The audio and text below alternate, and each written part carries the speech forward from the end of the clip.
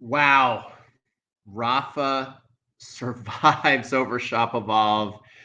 And that match just gave us everything you could imagine.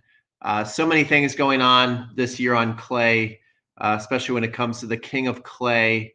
Uh, it really, really is interesting.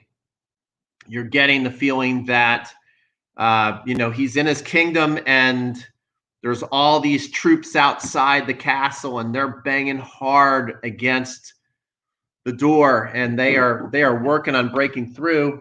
It's even freaking my dog out. B2, what happened there? B2 just freaked out. But anyway, guys, what a match! I really don't even know how Rafa won that, other than he's Rafa Nadal. I felt like Denis Shapovalov looked. Rafa's always hungry, but let me know what you guys think. I mean, Rafa looks. He just looks tired. He looks like a warrior that's literally just fighting off a whole army of people at once, and it looks like it's getting to him physically and mentally. But he is a true warrior, the ultimate warrior, and he is still accepting the challenge and fighting till the end. But for me, for most of that match, Shapovalov looked to be the better player. He won the first set. He was up 3-0 in the second set. He was up 3-1 in the third set. He had match points in the third set. His eyes looked fresher. His body language looked fresher. It was amazing that Rafa could just hang on. But that's what it looked like to me. That Rafa was just hanging on and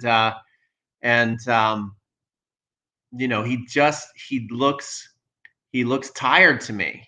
And that's not a criticism. If anything, it's a compliment that he this is obviously, no matter what he says in the press conferences, that I mean, he is accepting the challenges, but that this is a normal part of life. And he said it the other day in the press conference, it's a normal part of life.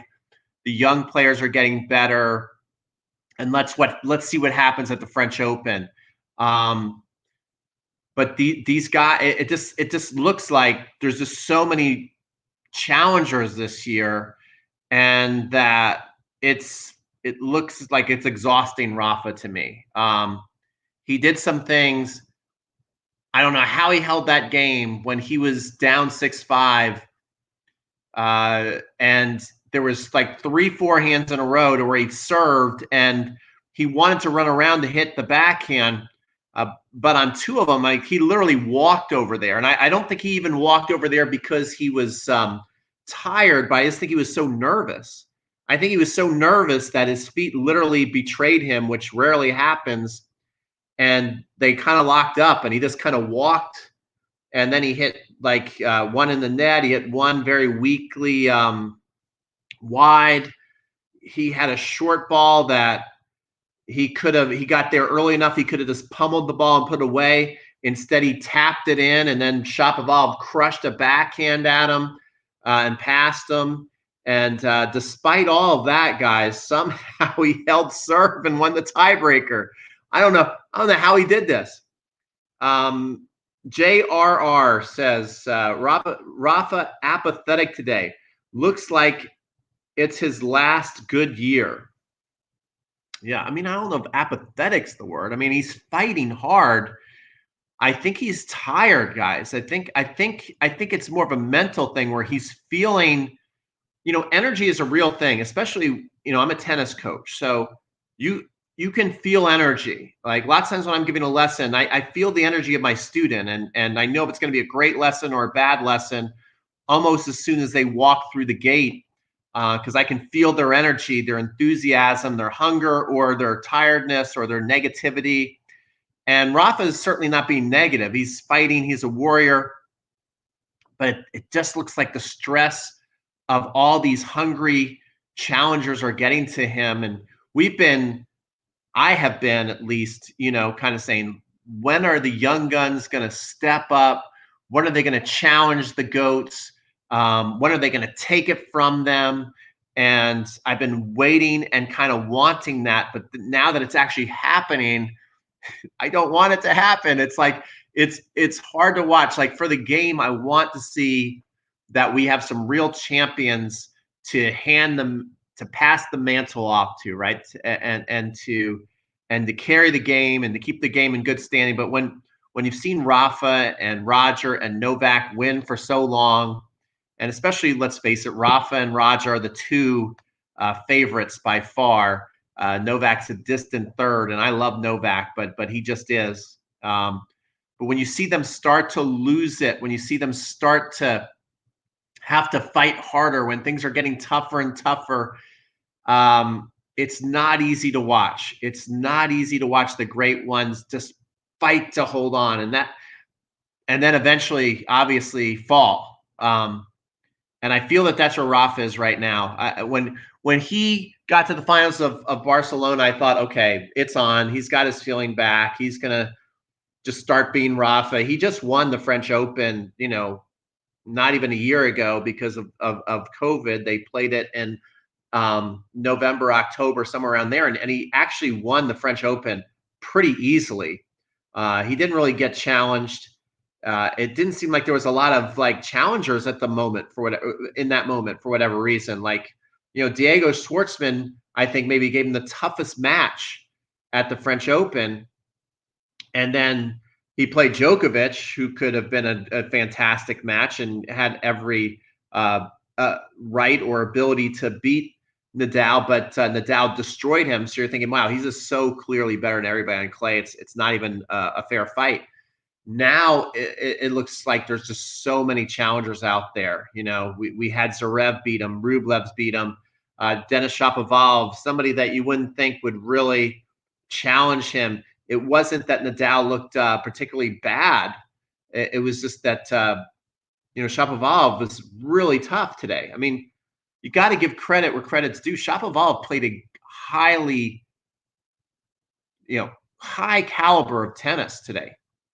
Quality, effort, athleticism, shot making. He was consistent. He was just looked fresher of the two. He looked like he was going more for the win than Rafa, for almost the entire match. But then somehow the tiebreaker came and Shapovalov just fell apart there. The final tiebreaker. The wheels fell off, and he just made a lot of unforced errors and double faults and things like that. But for most of the match, he just looked like he wanted to win more and take it to Rafa, and Rafa was just fighting to stay alive. And no one does it better than Rafa. No one does it better than Rafa. I mean, even in his apparent decline, I don't know if we can say it's confirmed. It appears he's fighting harder. It appears that there's more challengers. It appears that his dominance on clay is in jeopardy. It does appear it's on the decline. But his fight, the thing that I think, that will go down in his legacy, even more than all the Grand Slam titles that Rafa's going to end up with, whether it's 20, whether it's 21, 22, 24, whatever Rafa's going to end up with, the biggest part of his legacy is his fight, is his perseverance, his just toughness. That's what you're going to think about when you think about Rafa, 10 years from now when he's not playing anymore. You're just going to think, man, no one fought like Rafa. And even when he's not at his best and he's not dominating. Yeah, I know he has 20. I'm just saying, however he ends up with. He could end up with 21 in a couple of weeks, no one's taken from him yet. They're getting close. But the fight is just amazing. I just cannot believe how awesome Rafa is, even when he's not awesome. He's like, that was such. It was so weird because it was such it was not a typical Rafa performance in that, he's starting to look nervous on the clay a lot. He's starting to look nervous. He's getting looks at second serves and he's missing the second serve returns. he's doing things that you just don't see Rafa do. He's starting to look a little slower to me on the clay. Um, he's not going for the big shots and the big moments. Like all the things that usually go well for Rafa on clay are starting not to go well on clay. But even through that, somehow he like mentally wills the win. Like he really, besides his fight, from a playing perspective, he did not deserve to win today. You know, like if you were to be coaching both players, you would more be proud of Denis Shapovalov's performance today. He moved better. He was taking the offense more. He didn't trade. He had a good attitude. I mean, Shapovalov, lots of times, many people will criticize him for being kind of a baby or a brat or losing his temper. He didn't do that. He was very positive. You know, if you're Shapovalov's coach, you have to be extremely happy with his performance and almost scratching your head on how he didn't win. The only reason he didn't win was Rafa just somehow willed that away from him. And he willed it away from him, not even playing near his best. Not even close to a typical Rafa performance that we're used to seeing on clay. And it's partly that, you know, he is just not playing as well as he usually does, and he's not as young as he was. And that these players are starting to really, I think, smell the blood in the water. They're noticing that he is looking tired, that I think no matter what he says in the press conference, he looks to be feeling the pressure to me. He is not playing as freely and as confidently as we normally see him on clay. I think the field feels that. I think they feel that they're getting to become better tennis players, and that when they're on the court with him now, they're just smelling that little bit of vulnerability, thinking this is my chance before he retires to get a win against him. Like they're thinking, I want to go for this and get him and be able to tell my grandkids that I beat Rafa on clay. Like that's the feeling I'm getting right now, is that the field is really, you know, when they get Rafa in their draw right now, they're not dreading it like they usually would be in years past, where they just think, oh, I'm going to lose. I got Rafa, king of clay. I have no chance. I'm going to get destroyed. I don't even want to go on the court against this guy. I think they're now starting to feel like, man, I'm playing pretty good. I'm getting really good. And if I can play Rafa before he retires, I can get a win against him. I think that's what these guys are starting to feel like. And beyond that, they're also thinking, you know, Rafa is in my way and I want to win a Grand Slam title. So not only like I want to get a win against Rafa on clay and be able to tell my grandkids this, you know, players like Sissy Pass are saying to themselves, if Rafa's in my way, I got to beat him because, you know, I want to win a Grand Slam. I'm ready to win a Grand Slam. I'm tired of learning. I'm tired of growing pains for me to be a champion. I feel that these players are really starting to feel like it's time, it's do or die now. Like let's take the handcuff, let's get rid of the excuses. Like the young guns are starting to grow up and they're starting to take responsibility and they're really wanting to beat all comers. That's what I'm feeling. Shapovalov is Wally friend who comments on so many of my videos. Thank you, my friend. It says is not very good on clay and got Nadal to 3 sets. That's not good.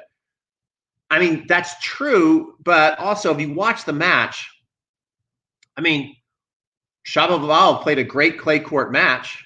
You can say he's not good on clay, but on the other hand, did you watch the match? I mean, he checked all the clay court boxes. He was patient. In modern clay tennis, you got to be aggressive. He was aggressive. His ball was super heavy on both sides, big, heavy forehand, big, heavy backhand. His serve was penetrating the clay. He mixed it up with some serve and volley. Rafa hit some tough passing shots. I mean, there was one just absolutely nasty forehand Rafa hit him that had a ton of spin and power, and Shapovalov hit this amazing drop shot. So I don't care who Shapovalov is playing today. I don't think anybody would have played Shapovalov today on clay. I don't think Dominic Thiem could have wiped him off the court today. I don't think there's any professional tennis player today that would not have had a tough time against Shapovalov today. Shapovalov, you got to give him his credit. He played tough. He played tough today. Had some double faults towards the end of the match in really inopportune times. And it seems to me that he kept looking up like people were starting to like clap or cheer or boo or just try and distract him on a couple of those double faults, which is a real shame. But he even shook those off and came back and played. Shapo has good hands. His problem is his consistency. That's true. Shapovalov, usually the wheels come off. He plays erratic games. He plays erratic points. He misses shots out of nowhere. He did not do that today until the tiebreaker. The tiebreaker was more what we're used to seeing from him. And Rafa just hung around long enough to have one of Shapovalov's demons come out. And it was only out for the tiebreaker. The rest of the match, Shapovalov, you have got to be extremely proud of him if you're his coach today. He did so many great things. So what does this mean for Rafa going forward? You know, can Rafa think about all the people now, which I'm doing it in my head, and give me some other names, write them down, whether you're watching this right now live or on the replay, if I'm missing any names. But think about how many players now could really challenge him on clay and potentially beat him. I think you got to put Karatsev on the list now. The new guy who's a Cinderella story, looks extremely mentally tough and solid, beat Djokovic on clay a couple weeks ago. You got to put Djokovic on the list. Djokovic appears to be getting his form. We know he always knows how to peak for majors, and he's a very good clay court player, and he won today 1 and 2. You got to put Zverev on the list. Zverev just won the tournament last week, and he beat Rafa on his way to doing it. You got to put Berrettini on the list. Berrettini's playing very, very good tennis and could possibly, you know, if he gets hot, take out Rafa. You got to put Jannik Sinner on the list. Jannik Sinner lost to Rafa yesterday, but they had a very, very tough first set. And I think Jannik Sinner, if he's on fire, has got the firepower to maybe take out Rafa. If Rafa's not feeling 100%, you got to put Dominic Thiem on the list. Who else am I missing? I wouldn't put Medvedev on the list. I made a video on him earlier. Rublev, you got to put Rublev on the list. You got to put Tsitsipas on the list. Like, I think I'm like up to 10 players. Do you put Schwartzman on the list? I mean, Schwartzman gave him maybe the toughest match he had at the French Open last year. But that's 10 players. I'm going, they all have a legit chance to beat Rafa on clay. And normally when we're thinking about the French Open and we're thinking about clay, I, for the last 3 or 4 years, have just been thinking about one player. I'm like, it seems like Dominic Thiem's the only guy who can even have a dream of beating Rafa, and I would not put any money on Dominic Thiem to beat Rafa. Now you got 10 guys where I'm like, phew, if Rafa's got to play some of these people back to back to back, like one of them's going to take him out. Like, how much more can he do this to where it's like, you ever see those documentaries where you're watching of the jungle, like the gorillas, and you have the king who's been sitting on the hill, and then all of a sudden all these challengers come and they want to fight him every day, right? Because they're trying to each like kick him off the throne. That's kind of what it feels like right now. And so you feel like you have all these hungry wolves going after Rafa, and Rafa's just fighting, and then he goes up in his tree and is just hanging out and kind of, you know, resting up there and just waiting for the next person to come fight him and take it. And, you know, how is he going to be able to do this at the French? Can he do it? Will he do it? What if you had to bet? I mean, me saying all this, and then you say, okay, well, if somebody came to you right now and said, bet against Rafa, I don't want to do that either. Like, I don't want to bet against Rafa because he's the toughest dude ever to put a racket in his hand. He is the ultimate warrior, and he is by far the best clay court player of all time. There's not even a close second. So, what do you guys think? I mean, it's very interesting. I like it, and then I hate it. That's the other thing too. It's like I like this.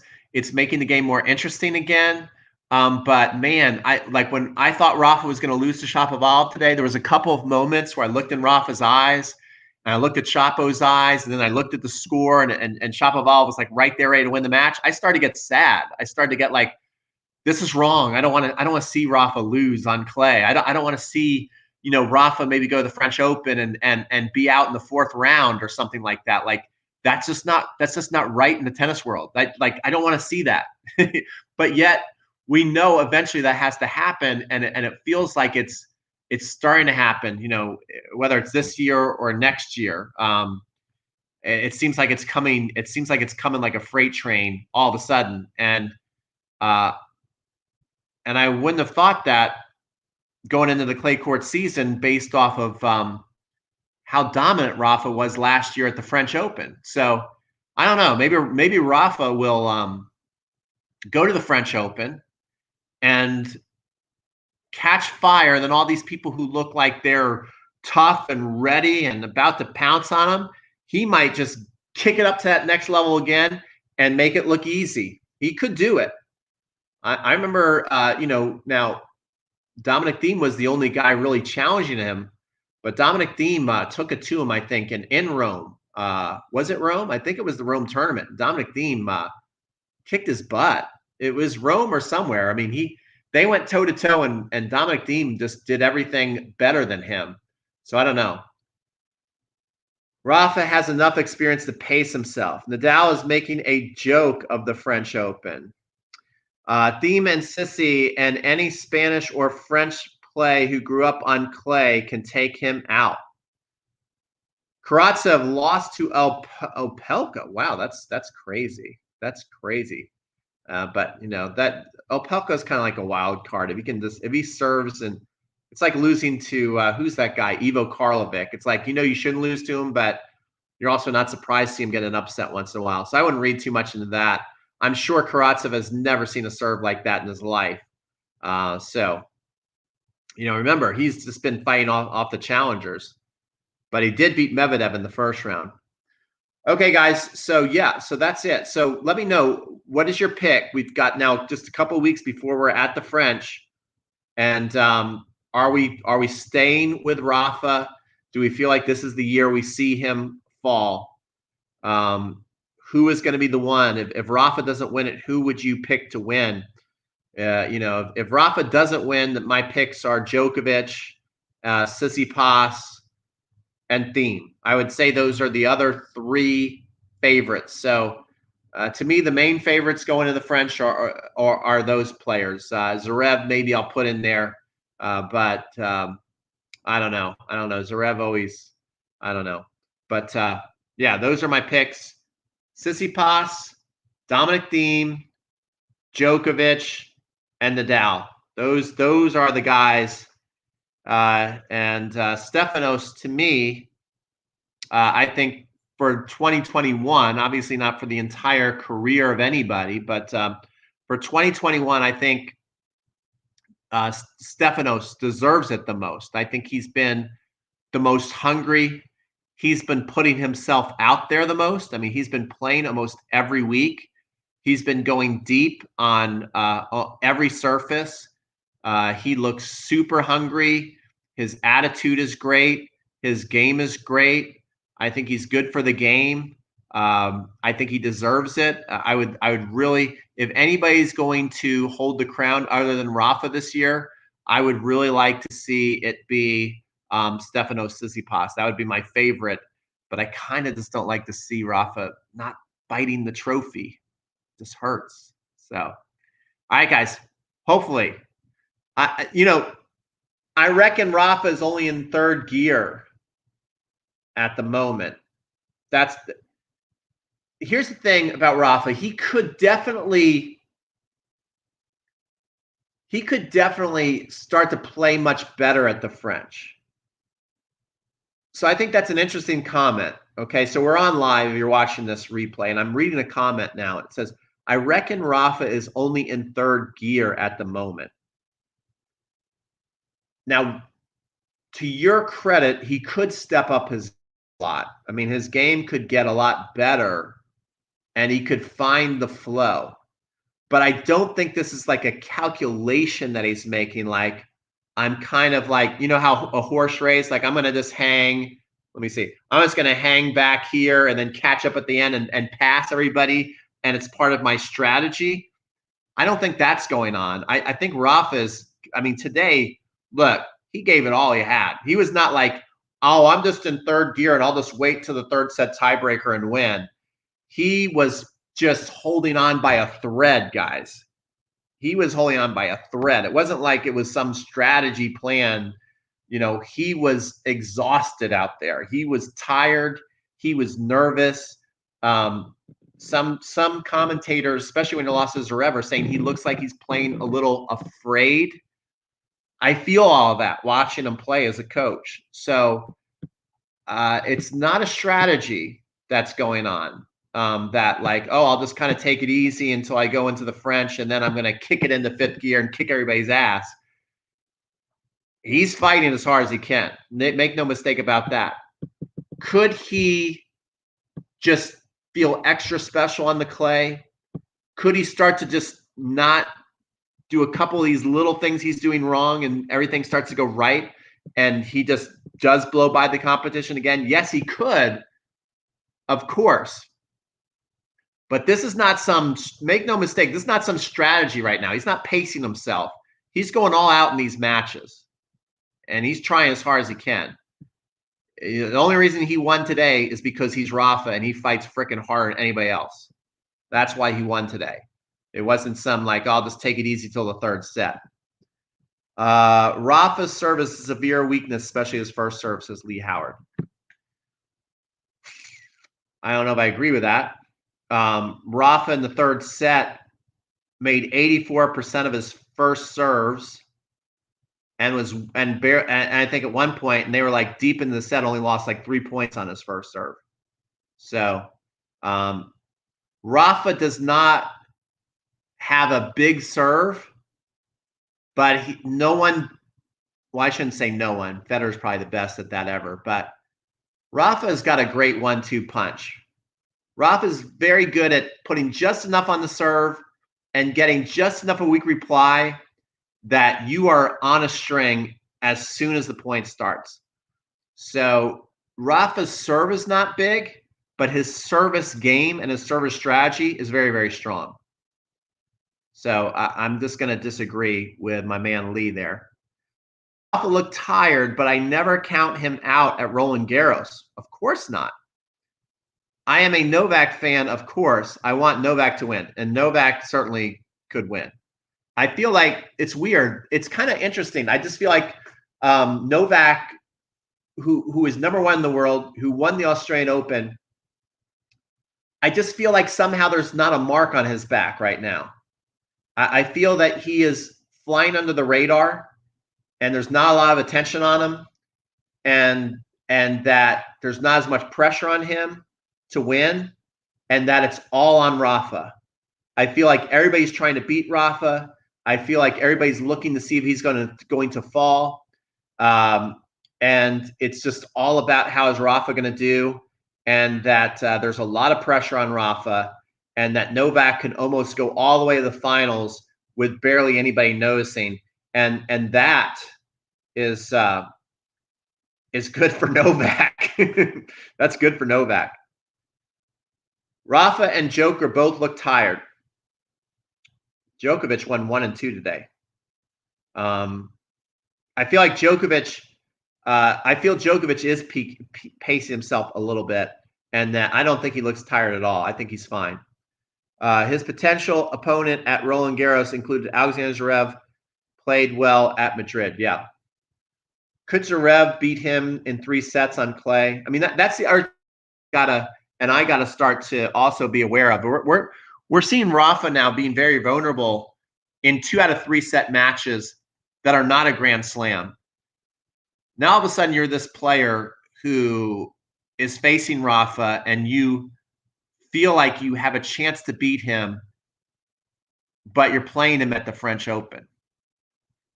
And now you got to win 3 sets against him. And you know, no matter how tired he looks, no matter how vulnerable he is not going to give it to you.